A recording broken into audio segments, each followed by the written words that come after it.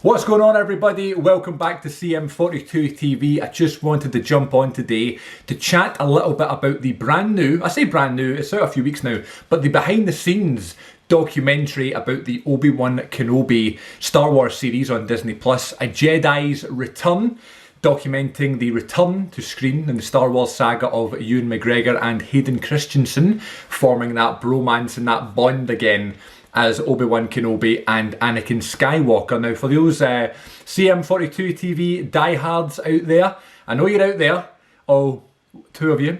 I almost said one, and then I was like, give myself a little bit more credit. Two. But if there's fans out there, if there's listeners, viewers, hello, subscribers, loyal subscribers, I know you're out there, I see your comments. I always appreciate you watching, but the diehards sounds a bit funny. I genuinely thought there was someone at my door trying to break in, but it's just the other person's house. Oh my god, what a day we've had.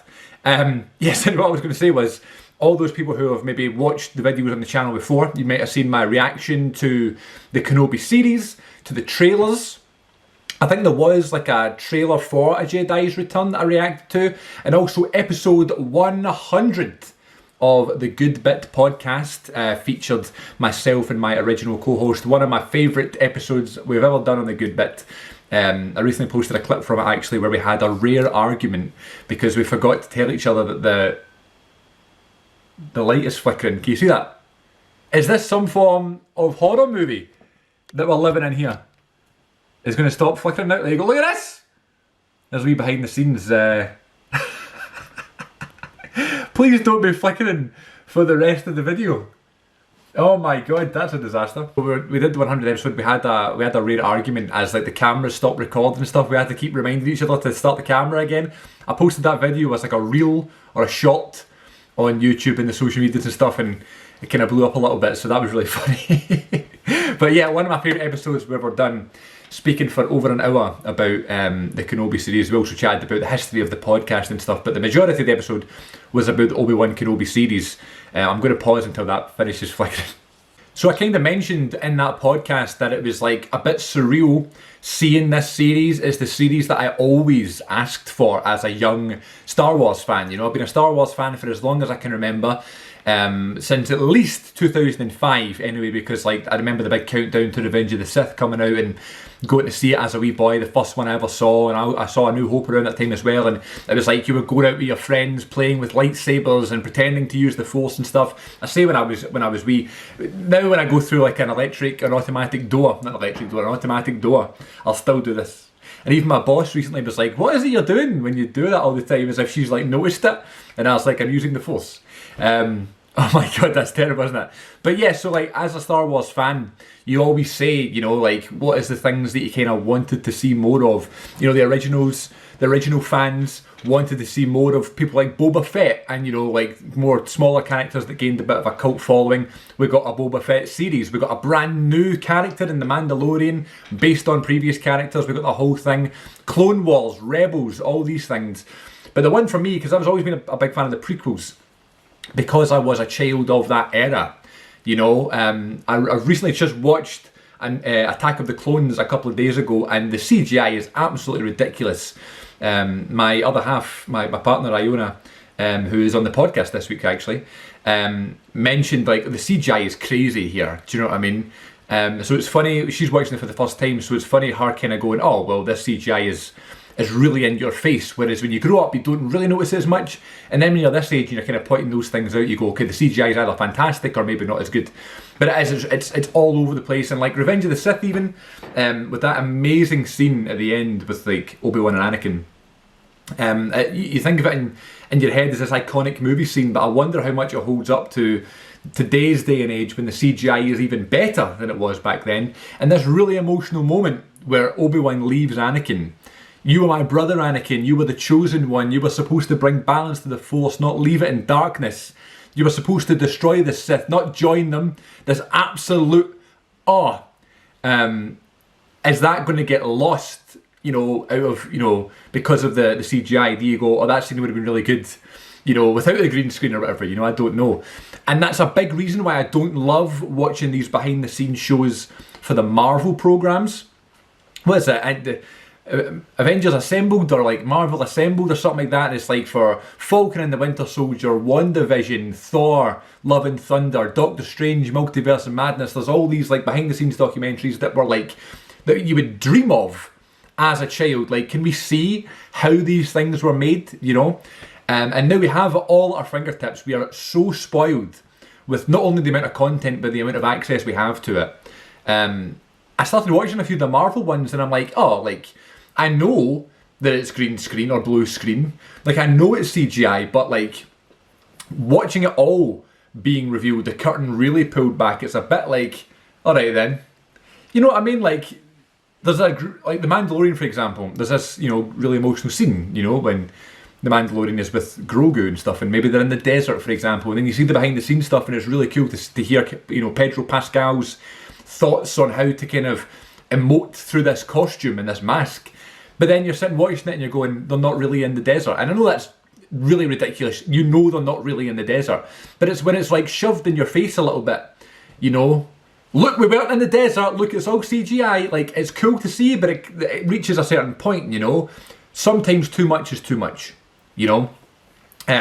So I was a little bit apprehensive about going into this Kenobi behind the scenes because I was like, what is this going to be? But I really, really, really loved it. And not just because it was like, here's how we made this series, and here is like Hayden reconnecting with the saga, but also Ewan McGregor. The whole behind the scenes thing was so full of heart and love for not only this new series, but for the prequels and for the relationships, not only between the actors, but the characters as well. There was a real sense of community in this documentary, and there was a real sense of like, we know people slated the prequels and stuff, but there's a lot of kids like me, from Glasgow, who watched the prequels when he was wee and just thought Anakin Skywalker was the coolest thing ever. And how cool is it that Mace Windu has a purple lightsaber and Yoda is the smallest of all the Jedi, but is the most deadly because of all of his mad flips and movements and stuff. I was that kid, I was that fan. So for them to like acknowledge, you know, we made these films for that age group. We made these films for people to grow up with and then appreciate them so much. And that was the lovely thing about seeing those Star Wars Celebration videos and like panels and like announcements and stuff. Seeing Hayden Christensen and Ewan McGregor being in front of the crowd and stuff. And feeling the love.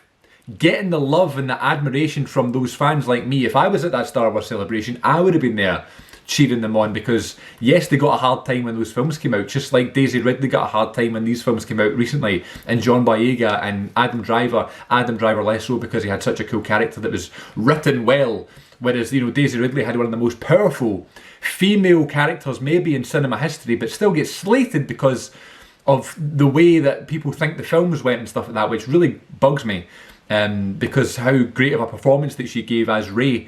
But, you know, she got, you know, that kind of cast in these films had their kind of critics too. But, you know, in 10, 15 years time, you know, kids now are going to be growing up with Finn and Poe and Rose, and you know what I mean? So, you know, I hope, you know, when something happens in the future, if Finn gets his own series or whatever, you know, if it's not just Moon Knight, it's about Poe Dameron, you know, that Oscar Isaac is doing. I hope that he gets the love as much as Hayden and Ewan were getting in 2022 and 2021, you know.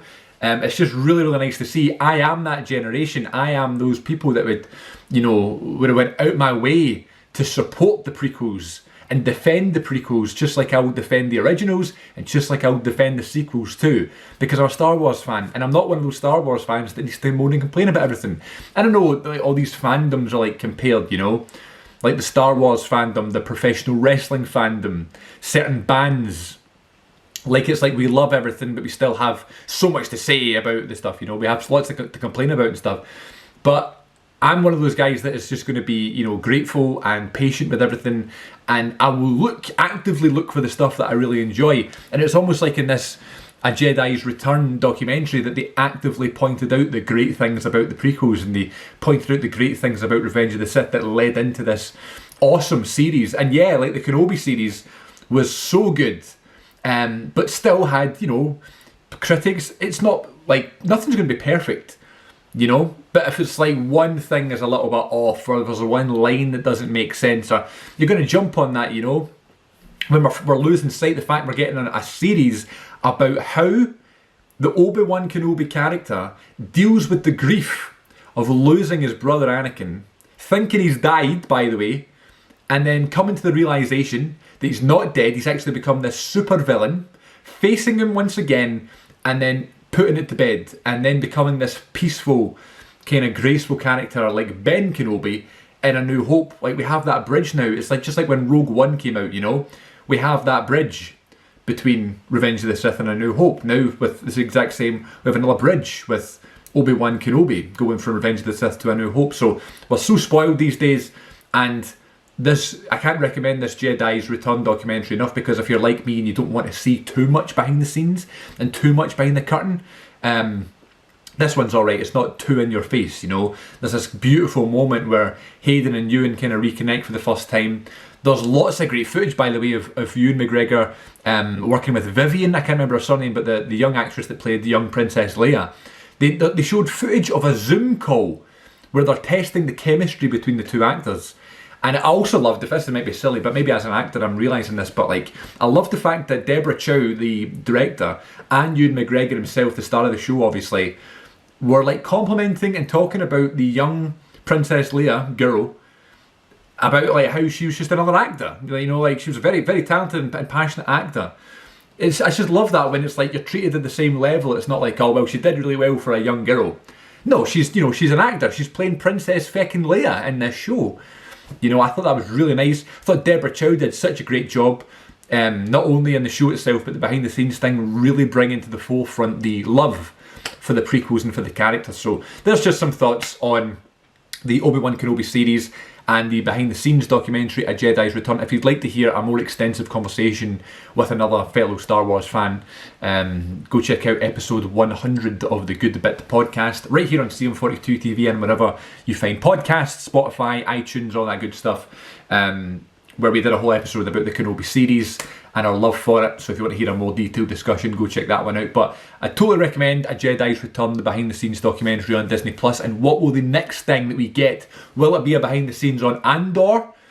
We're yet to find out, but I'm still a few episodes behind on Andor. I'm finding it a tad slow because it's so spy and dialogue heavy. But still really enjoying, and I like the Cassian Andor character. I think Diego Luna's having a performance of his life right now. So yeah, let me know what you think, and I'll see you all next time on CM42 TV and on social media at CM42 TV on Twitter and Instagram as well. Please give me a follow, stay tuned for more, and I'll catch you all down the road.